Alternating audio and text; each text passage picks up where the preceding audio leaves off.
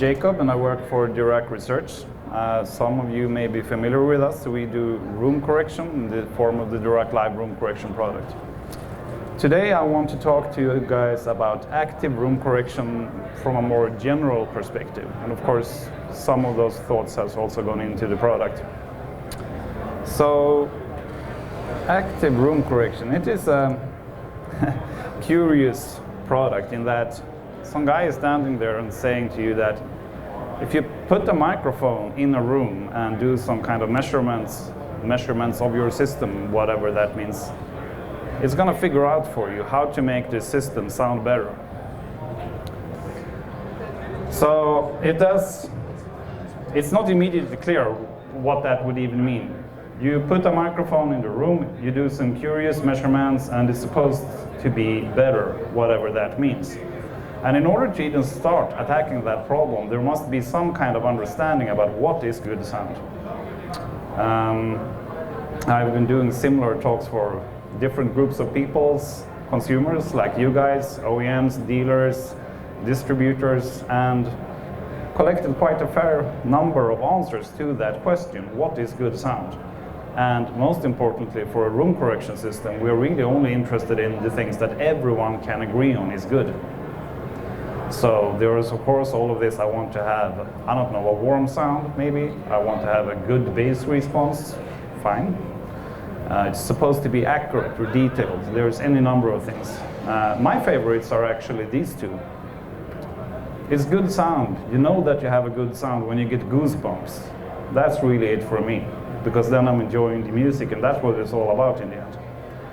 And another one that is my #1 favorite is that good sound is subjective. I mean, how many different speakers do you see here on the show? And I'm sure we cannot all agree on which one is going to be the best one, and that is because of subjectivity. They will sound different, and there isn't a one-stop shop for amplifiers and speakers. We like different things. But that means that from a room correction perspective, things just got even harder. What can we do with active room correction that is going to make an improvement for everyone? It's not easy. And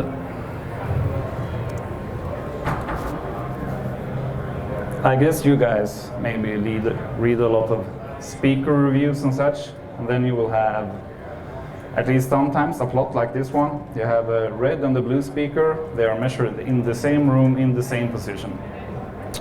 And the author put this page to help the reader understand what the speakers were like. And when reading this plot, there is a couple of questions that should be asked, I suppose. So which one will sound the best? Well, if you're choosing between A and B, A is the red one and B is the blue one. You want to know which one is going to sound the best. Judging from this plot, maybe reading some subjective text, it is hard. Some people say that the red one is going to be more fun, and that's why they would prefer that one. Others are going to say that the blue one, well, that's more accurate. Yeah, it's subjective. People will like different things. Everything that we can say from this plot is that, well, they will be different. The red one is going to have more bass, the blue one is going to have more high-frequency extension, and that's really how they compare. So we can say something, how are they different from each other, but we can't really say anything, what will they sound like? I'm going to have goosebumps when I listen to a system that measures like this. And furthermore, I like to have some kind of expectation on the result, or at least expectation on my own desires in terms of what do I want from a product. So then we can also ask the question, if we could draw our dream speaker in this plot, what would it look like?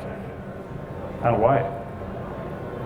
These questions usually have the answer, it's supposed to be flat, which makes a lot of sense in some regard at least, because a flat speaker is going to reproduce all the frequencies with the same power, meaning that when they arrive to your ear, it will not have any type of coloration. And for anyone that has ever tried to do that, you will also realize that that sounds really, really boring. I'm not going to say bad, maybe someone likes that.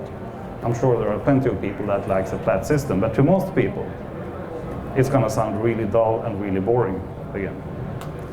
But other than that, the thought behind a flat system does make sense, because in the end, we are probably all of us looking for a system that is going to give us the music that is on the CD or MQA file or whatever is your source.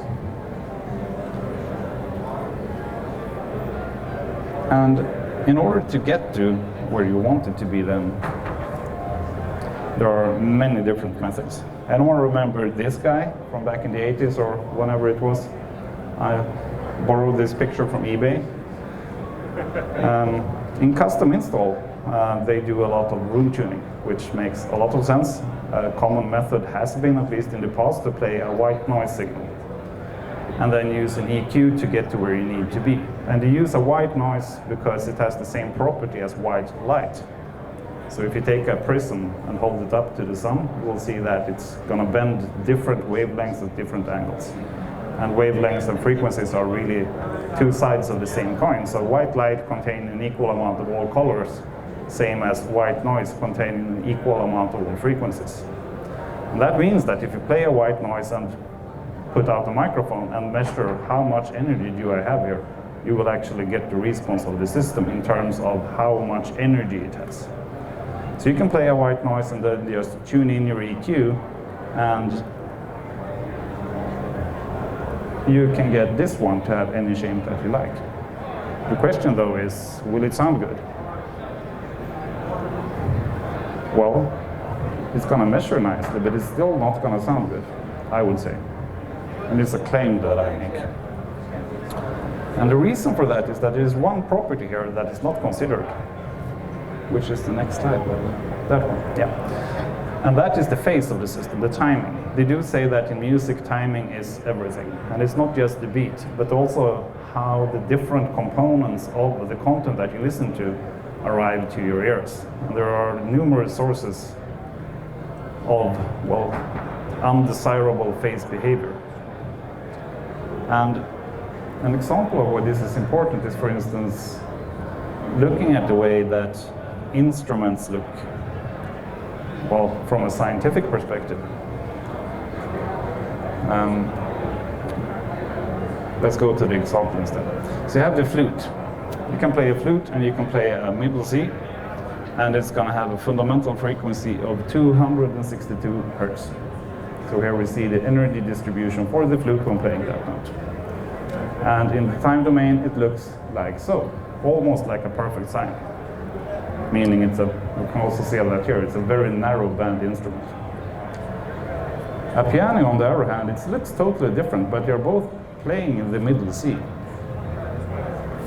And here is the fundamental for the piano. The first harmonic is actually significantly stronger. And then you have, that's the trumpet here. Here is the piano. The fundamental is as strong as the overtone, and then you have some stuff over here, and the trumpet is extremely wideband. In fact, it has significantly more power in the overtones than it has in the fundamental frequency, and in the time domain it looks totally different. So 3 different instruments playing the same note. And that is how we are able to determine what kind of instrument is playing, who is talking, and so on and so forth.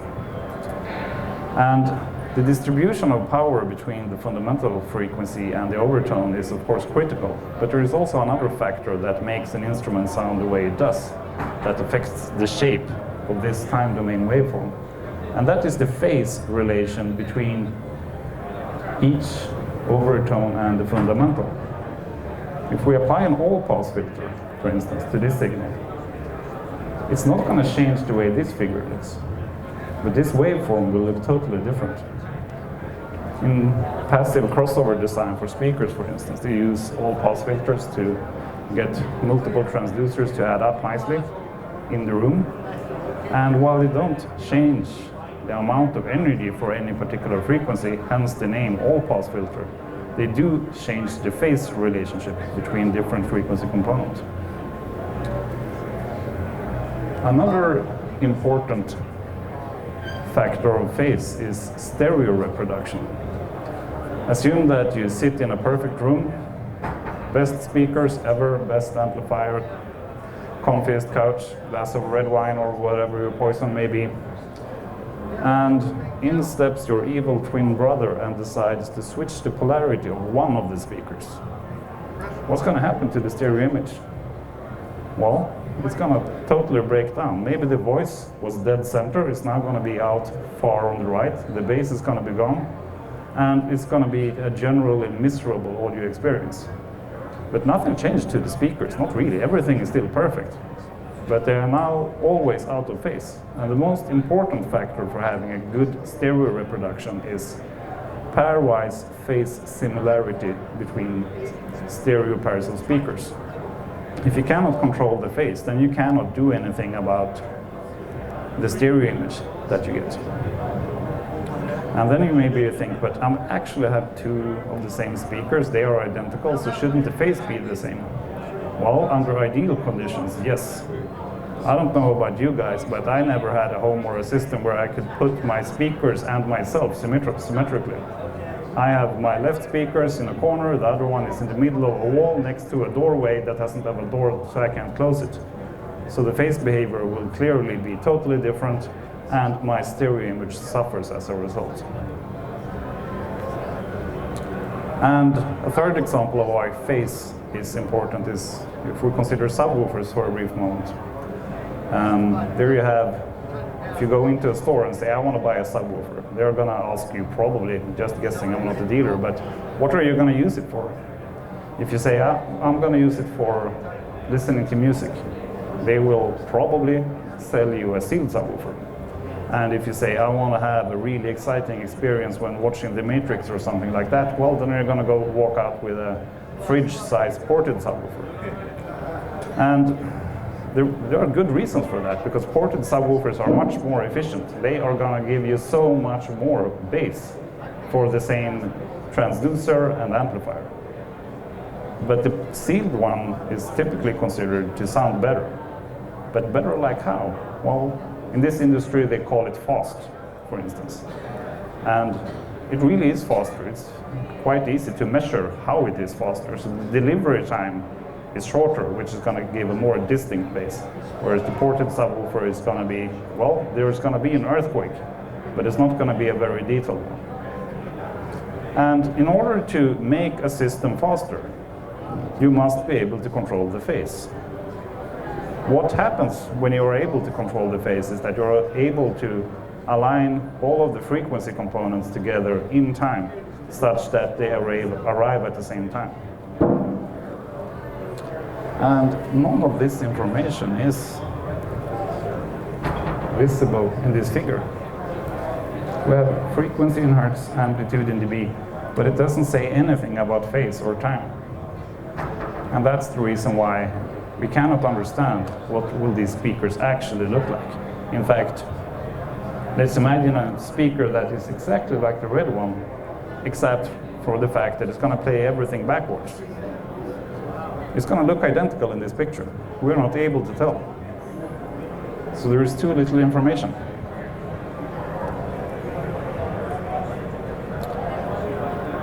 So what can be done? Well, measure the things that you're interested in. That is not only the amplitude, but also the timing aspects of a system.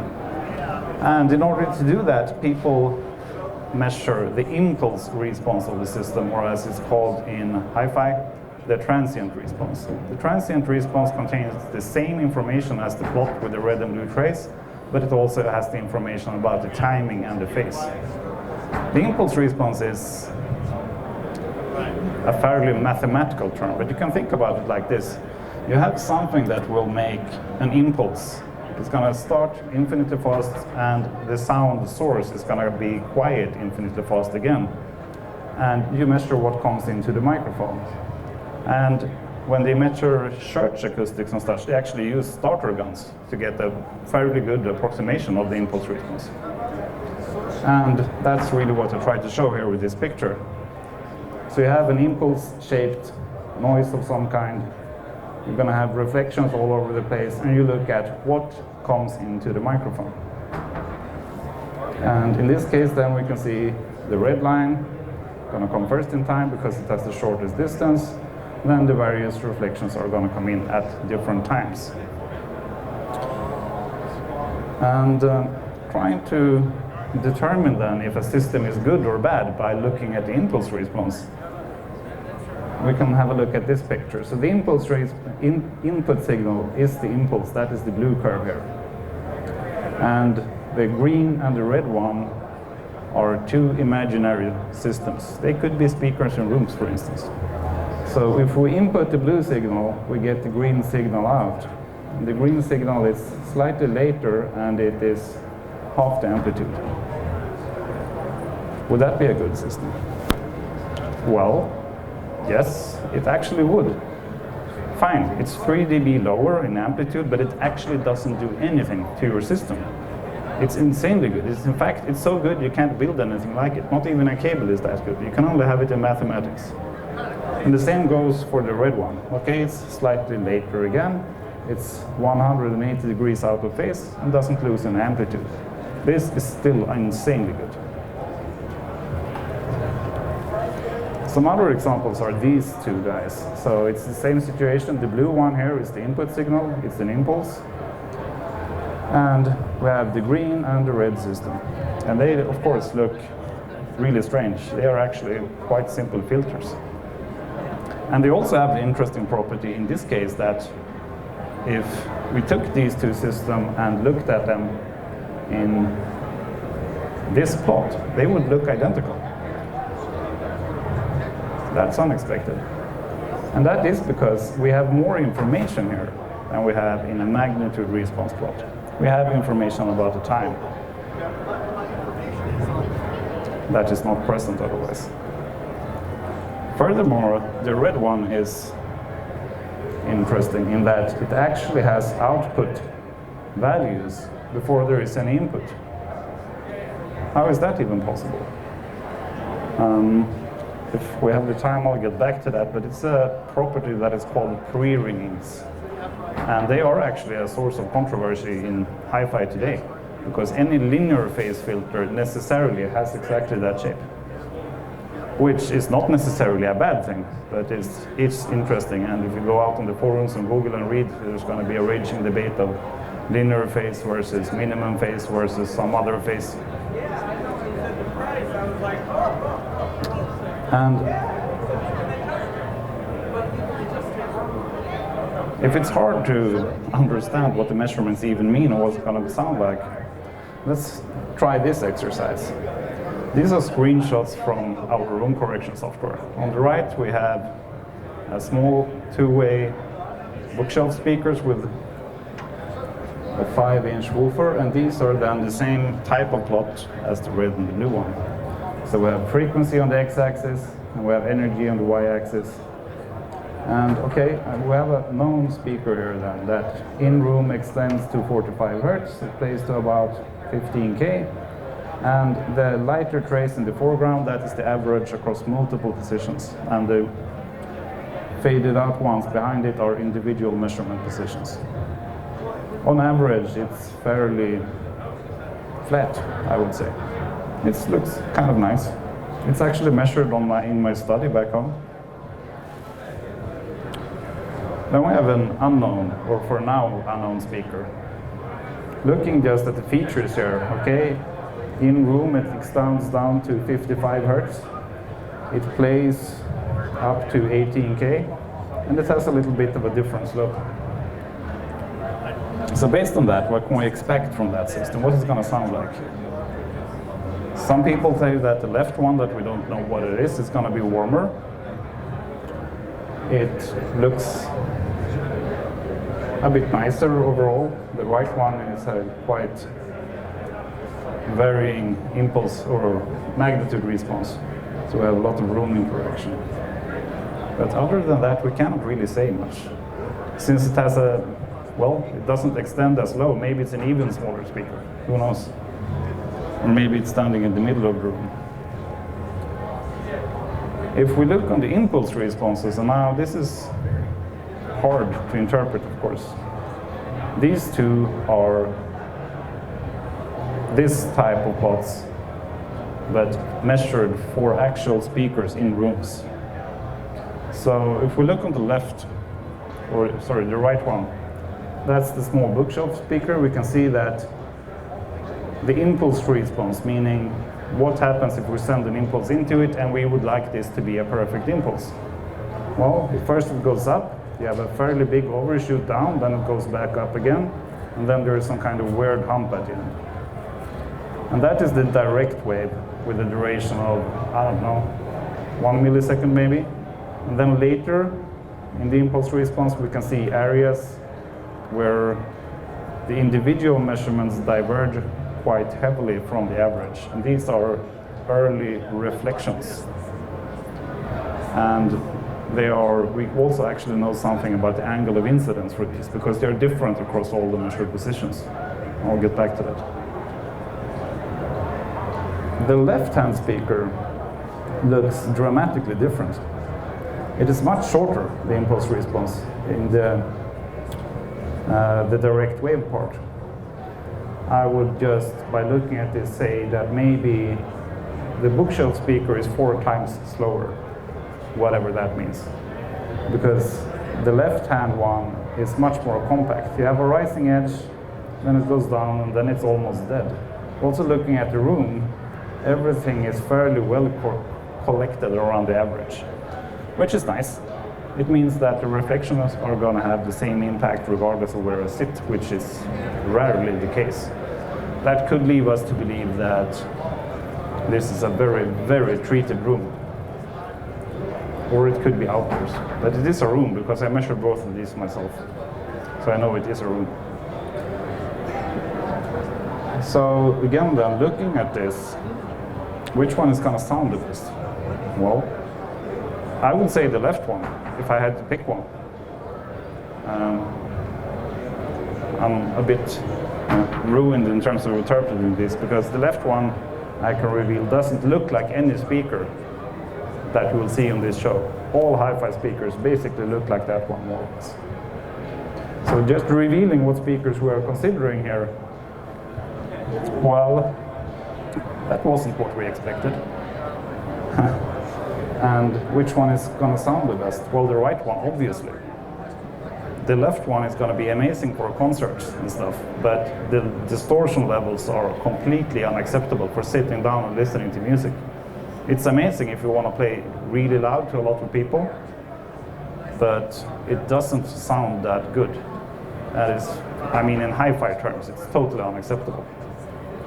So just reiterating, measuring a system and trying to understand, will this sound good, yes or no? If the answer is no, well, what are you going to do about it? That is hard, and it is subjective. So, what to shoot for in that case? Well,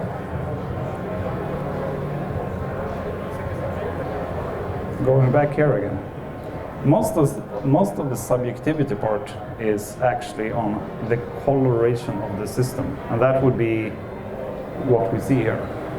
It's a correct conclusion that if you want to have a fun speaker with a lot of bass, then you should buy the red one. And, well, if you want another speaker, well, then get the blue one. But that's really the only thing we can say. And since it's hard, there isn't any right answers here. Room correction systems should have the facility to allow you to tailor this target to what you want it to be. Either by getting something completely else, which may or may not work out the way you think, or you're going to realize you need different speakers. But my experience from end users, how they use room correction, is that they are going to want to preserve the character of the speaker. I mean, I know I like my speakers to have this happy smile face curve. I think that's exciting. That makes me happy. I mean, of course, I can't stand on a hi-fi show and say that, because then, well, that's not nice. But I genuinely like that. And hence, I bought those speakers. Someone managed to sell them to me in a store because they sounded great. And please, I don't want my room correction to ruin that. That makes me happy. So, any room correction system that you're considering should have at least two things that you can control. One is the average magnitude response, which are these curves. You will want them to be controllable. Otherwise, you have a system that is going to do some measurements and then you get a result. And your options are, well, take it or leave it. Which, well, that's not why we are in this hobby, right? And the second one, which is also nice, is the ability to be able to control the room correction, both upwards and downwards in frequency. Because, for instance, speaker dispersion cannot be controlled with room correction. And some manufacturers have very, well, not omnidirectional perhaps, but at least the dispersion of the speaker is really wide, and that will excite the room in a totally different way. And if you don't want to correct for that, well, then you should be able to reduce the upper limit for where you do room correction. Because maybe that's why you really, really like this speaker. Don't take it away.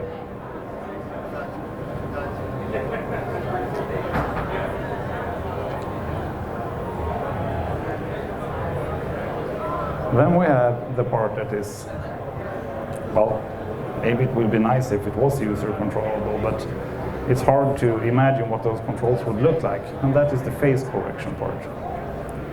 And sources for non-ideal phase behavior are, well, transducers and cabin design, of course, passive crossover design, and speaker placement. This picture is similar to the one with the guy with the gun. So we have a pretend source here, a speaker perhaps, and we have a receiver that may be, for instance, a microphone or a listener. So when we play sound in this one, we have the red line that I like to call the direct wave of the speaker. It will arrive first because it is closest. That should be fairly intuitive. Then we have the yellow lines bouncing on the sidewalls. So this picture only has a few of them. And that is what we call early reflections in the right part of the picture.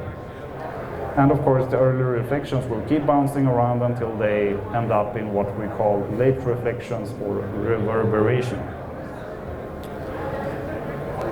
And when you sit there and listen to your favorite piece of music, all of these guys will be present.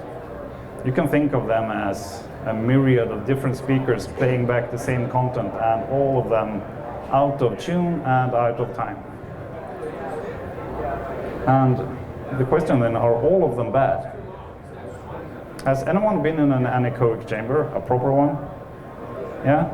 Listen to speakers in them? What does it sound like? Yeah, it sounds terrible. It's the worst. So, how is that? I mean, if you have a really good anechoic chamber, you will only have the red line here. It's only going to be the direct sound, no room interference, no nothing. There are several reasons to why listening to music on speakers in an anechoic chamber is a really bad experience. Number one is that, well, we're trying to reproduce a work of art here. The artist did not produce his music in an anechoic chamber. So are you familiar with the concept of boundary gain or room gain? You place a speaker in a room and assuming it was perfectly flat, when you measured it anechoically or outdoors, it's now going to have a tilted curve because lower frequencies are amplified more by the room than high frequencies. And that's the conditions for which music are produced. Hence, you don't want a flat system because it's not going to have any bass whatsoever. Of course, if all studios were tuned to be flat in the first place, then it would work out fine. But as far as I know, there is no standard for the magnitude response of speakers in studios that we can try to replicate in our homes. None. The best we can try at is to, well, let's put some energy back in the bass. Otherwise, it's going to be very boring, very lifeless. And honestly, who doesn't like bass? But that is not the only reason why speakers in an anechoic condition sounds terrible. The other part is the lack of this green part, the reverberation part. Again, that goes back to A, the conditions in the studio, but also really how we as a species work. The combination of our ears and brain are actually excellent at filtering out things that happen fairly late. We can hear that these are two different things, and we can filter them out, so even though they are picked up by our ears, they are not really experienced, and they don't remove anything from our perceived sound quality. However, if they are not there anymore, it sounds really, really unnatural, because everything else that we hear in our daily lives have reverberation. Unless you're out, well, in a day like today, where you're going to have 2 feet of snow, that dampens everything. But usually, you will have reverberation for everything you say and everything you do. That's the expectation for sound. If it's not there, well, it's going to be more correct, it's going to measure nicer, but it's going to sound a hell of a lot worse. And in the end, we're trying to have a good experience here. We don't listen to plots. The yellow ones, however, the early reflections, they are typically problematic. I don't have a good explanation to why that is, but again, I would say that it's a fair guess, and we're going to have to talk to a different guy to find out, but early reflections typically don't occur in nature either. We don't stand next to big reflective surfaces that often. Sounds don't occur there. They certainly don't occur in nature, which is why we are not that good to filter that out. It's a part of the direct wave, and that's why it will typically muddle up voices, for instance, and generally give you a worse soundstage. So if there was a way to deal with early reflections, that would be really, really nice, wouldn't it? The classical methods to do that is to put up absorbers and stuff like that, and that works really well. But with room correction, it's also possible to do something about this. You can't treat all of them. And what happens then is that we have the direct wave here, and we have the early reflections that arrive shortly after. And the problem is trying to control the sum of the direct wave and one or more early reflections. And if we move this blue point now, say left to right, we will change the arrival times compared with the early reflections to the direct wave. So for instance, if we move left, well, the direct wave is going to be fairly similar, but the travel time for the yellow one is going to be significantly longer, meaning they will add up differently at every point. This also means that it cannot be corrected using active methods. However, a wall behind the speaker will also have early reflections. So if you just imagine then a reflection behind the speaker and that you move the blue point around, well, since it now has the same angle of incidence as the direct wave, it also means that it's going to interfere the same in all positions. And then there is a good chance that it actually can be corrected for if you have a room correction system that can also deal with the phase. The rear wall, of course, is also problematic because a bounce here and you start moving this guy around, everything changes. But in order to even have this information and make this judgment call about what to correct for and what not, you must measure in more than one position. Otherwise, you don't know what happens when I start moving around in the room here. Having perfect sound in one point, well, that's signal processing 101. That's actually really easy, and it sounds really, really bad. Spatial robustness is something that you should always ask for in all room correction systems. Because, well, you have two ears, average 17 centimeters between them. That would be 6 inches. And, well, you will move around. And what happens when you start to do too aggressive phase correction in order to deal with, for instance, earlier reflections, is that you get this situation. You have pre-ringings in your system. And, well, okay, fine, I have pre-ringings in my system. Why is that bad? Well, the pre-ringings, if you remember, is when there is output before there is any input. And again then, does that occur in nature? Well, let's try it out in that picture, or in this picture. Pre-ringing then would mean something that happens before the red line here. So something that arrives to your ear before the direct wave. It's the same as if you would hear my words before I actually uttered them. Well, you can of course not create this in analog electronics, but it's very possible and easy to do using digital electronics. And it happens all the time. And in small amounts, it's not really a problem.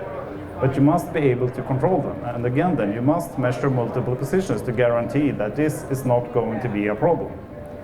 And we are extremely sensitive to systems that have pre-ringings because they don't occur in nature. It's an extremely unnatural sound. It sounds the worst, to be honest. Completely broken. So, to sum it up, really, room correction, it's supposed to be your tool to get the sound that you like, because in the end it is subjective and there isn't a one-stop solution here. So look for a system that allows you to get to where you want to be for your use case. And B, spatial robustness really is key. And phase, it matters much more than most people think. It really does.